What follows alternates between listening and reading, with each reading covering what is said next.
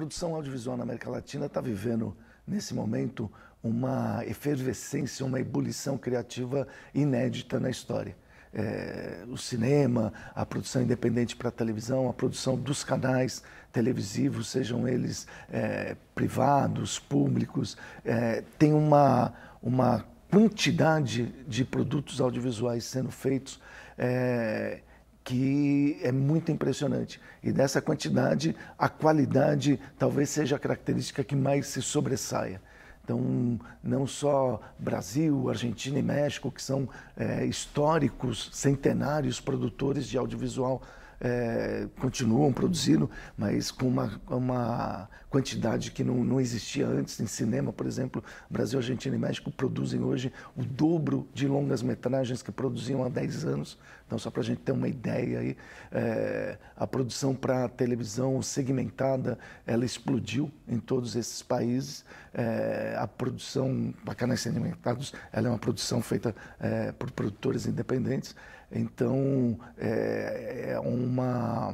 um momento de efervescência. Mas o mais interessante ainda é que países que não tinham tradição estão produzindo obras de muita qualidade, de reconhecimento internacional. Então, para citar apenas três, o Chile, a Colômbia e o Uruguai têm produzido, por exemplo, séries para TV segmentada, séries importantes, séries que têm distribuição no mundo inteiro. Então, a sociedade, a realidade latino-americana está indo para as telas dos cinemas, das salas de cinemas e das emissoras de televisão como nunca foram antes. Uma identidade latino-americana é uma questão sempre colocada, né? Principalmente em relação ao Brasil diante dos países latino-americanos hispânicos. E, na verdade, assim, embora isso não esteja ainda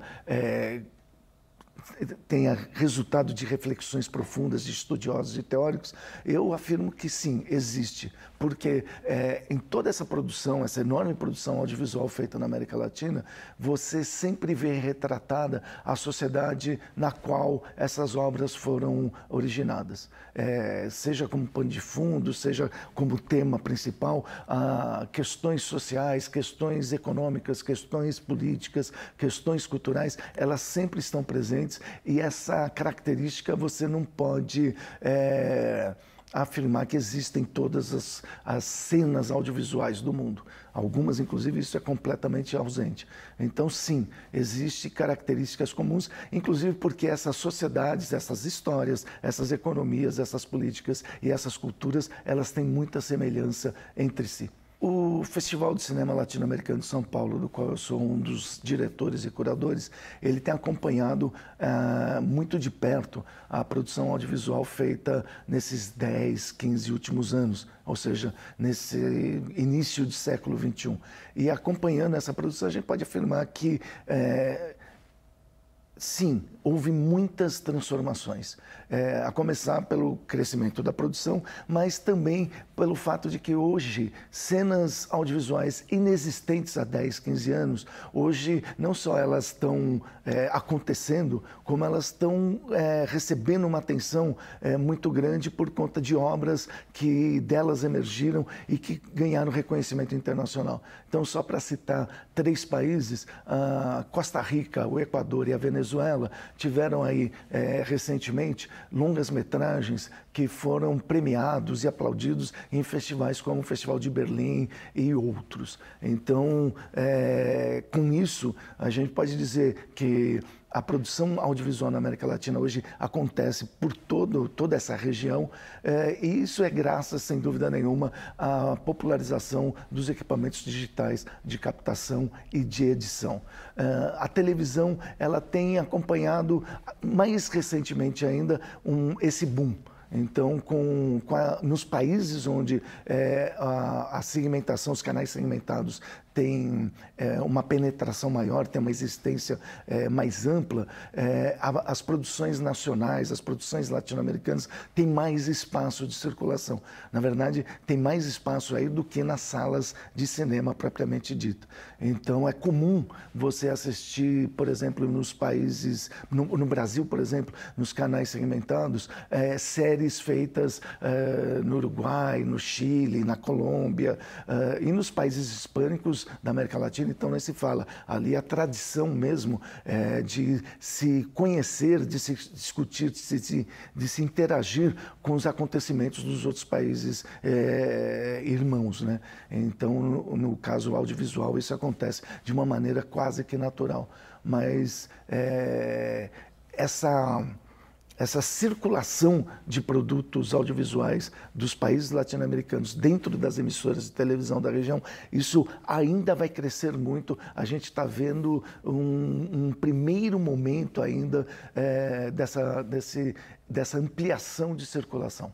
Os espaços que existem que mais são receptivos às produções latino-americanas, sem dúvida nenhuma, são as TVs públicas e as TVs segmentadas, né? Os canais abertos, a característica deles, do conteúdo deles, normalmente ali não cabe obras audiovisuais de maior reflexão, que é a tônica do cinema e do audiovisual da América Latina de uma forma geral. A gente então encontra, por exemplo, aqui no Brasil, na TV Brasil e em alguns canais segmentados, onde você pode ter contato com uma produção mais instigante feita por produtores brasileiros e por produtores de outros países da América Latina. Eu, particularmente, gosto muito, por exemplo, de uma série feita no Chile, chamada Prófugos, que teve 2 temporadas. É uma série feita por cineastas, produtores independentes chilenos, e que ela discutia questões, enfim, desde tráfico de drogas até corrupção nos altos escalões políticos, a partir de um embate entre 2 irmãos e o seu pai. Então, daí uma característica muito presente, que é bom ressaltar, do audiovisual feito na América Latina hoje, principalmente nos longas-metragens, que é a questão do indivíduo, a questão pessoal colocada diante da sociedade na qual ele está inserido. É muito interessante. O próprio cinema, que tem mais de 100 anos aí de circulação comercial, o cinema latino-americano, ele pouco circula fora dos seus países. Então, se você pegar o México ou a Argentina, que produzem atualmente mais de 100 longas-metragens por ano, o que chega disso no Brasil, por exemplo, não passa de 10, 15 títulos anuais. Então, a gente literalmente desconhece a produção de filmes e de cenas que a gente até admira. O cinema argentino hoje goza de uma reputação no Brasil muito grande. A crítica especializada tem como referência de bom cinema o cinema feito na Argentina. E apesar disso, o que chega nas salas é muito pouco. Eu acredito que muito rapidamente a televisão, seja a televisão pública ou a televisão privada segmentada, vai dar vazão, já está dando um pouco, mas vai dar de uma maneira mais forte, mais incisiva, a possibilidade do espectador interessado nesse tipo de cinema, né, de ter acesso aos filmes. Não vai ser nas salas comerciais. As salas comerciais, elas, desde o começo dos anos 80, do século passado, mas cada vez mais elas se especializam num só tipo de cinema, que é o cinema de grande espetáculo. E a América Latina, o Brasil e a América Latina, eles não exatamente produzem cinema de grande espetáculo. Eles até têm, dentro dos seus países, filmes que têm um público grande, normalmente aqui no Brasil comédias, na Argentina tem um outro filão lá, mas isso não circula fora do país porque não interessa. São filmes que no jargão a gente chama de filmes que não viajam. A produção que viaja, essa nas salas não tem espaço. Talvez esse seja um papel importante que a televisão venha a ocupar no futuro breve, de ser o espaço onde o interessado em cinema, em audiovisual da América Latina possa ter contato com essas obras.